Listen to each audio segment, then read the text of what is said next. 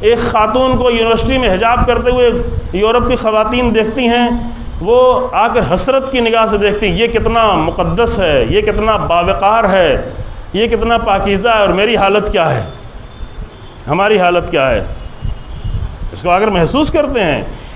اور یہ جہاد ہے، میں نے پچھلے سال عرض کیا تھا یہاں پہ اور دوسری جگہوں پر، کہ یہ ایک جہاد ہے۔ جہاد صرف تلوار سے نہیں ہوا کرتا۔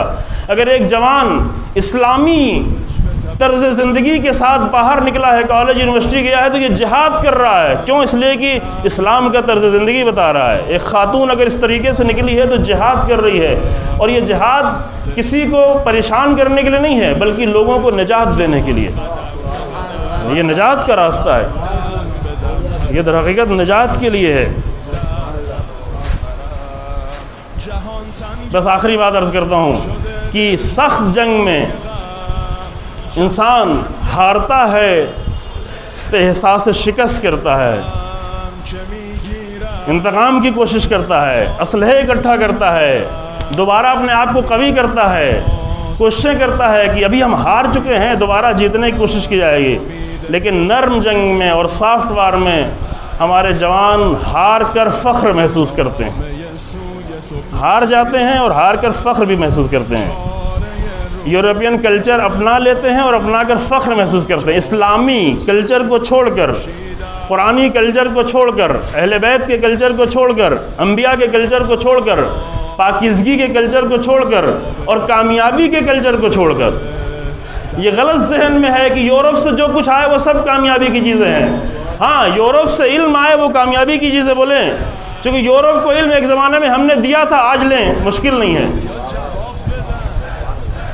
سینکڑوں سال تک عالم اسلام نے یورپ کو علم دیا، اور پھر انہوں نے اسلام سے علم لینے کے بعد سازشیں کر کر کے عالم اسلام کو پست و ذلیل و رسوا کیا۔ تو آج ہم مجبور ہیں علم لینے کے لیے، لیں، کوئی مشکل نہیں ہے، لیکن علم لیں، طریقہ زندگی نہیں لیں۔ علم لیں، کلچر نہیں لیں، علم لیں، سوچ نہیں لیں۔ علامہ اقبال پوری دنیا کی سیر کر کے، جرمنی میں پڑھ کر، پورے یورپ میں رہ کر آ کر کہا کہ یورپ کو میں پورا دیکھ کر آ گیا ہوں، سرما ہے میری آنکھ کا خاک مدینہ و نجف۔ کیوں؟ اس لیے کہ وہاں پر وہ آنکھوں میں بھانے والی کوئی چیز نہیں ہے، انسان کے لائق چیز نہیں ہے۔ علم ہے، ٹھیک ہے، علم میراث کسی کی نہیں ہوتی، علم کسی انسان کی میراث نہیں ہوتی، البتہ وہ پوری کوشش کرتے ہیں کہ علم پر پابندیاں لگائیں، علم جانے نہ دیں، جس کو علم دیں اس کو اپنا غلام بنا کے رکھیں۔ یہ پورا نظام بنایا ہوا ہے۔ علم اسی کو دیں گے جو میرا غلام بن کے رہے، چاہے جہاں رہے۔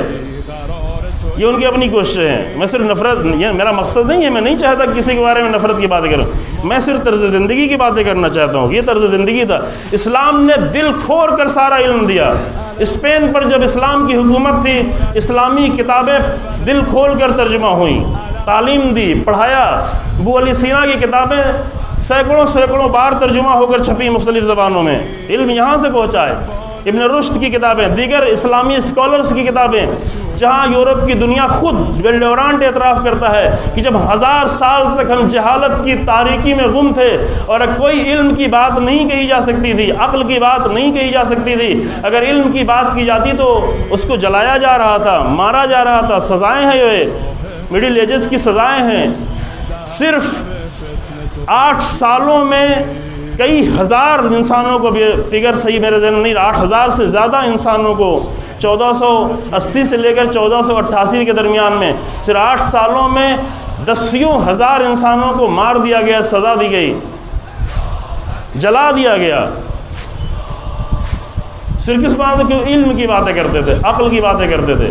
یہ یورپ کا حال تھا۔ اسلام نے جا کر انہیں علم سکھایا، علم دیا، لیکن اب جب علم لینے کی باری آئی تو صرف اسے علم دیتے ہیں جو میرا غلام بن کے رہے، میری کمپنی کا نوکر بن کے رہے، میری سوچ رکھے، میری فکر رکھے، غلام بن جائے، اس حد تک بن جائے کہ کلچرل طور پر شکست کھانے کے بعد فخر بھی کر رہا ہوں، دیکھو میں یورپ سے آیا ہوں، میں امریکہ سے آیا ہوں، میرا انداز امریکن ہے، میرا سوچ امریکن ہے، میرا طریقہ امریکن ہے۔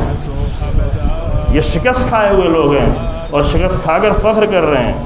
نگاهی کن که جان ما را بخری، نگاهی کن که جان ما را بخری، بخری، صدامان کن که ما را تا خود ببری. تو آغازی، تو پایان این سفری، تو آغازی.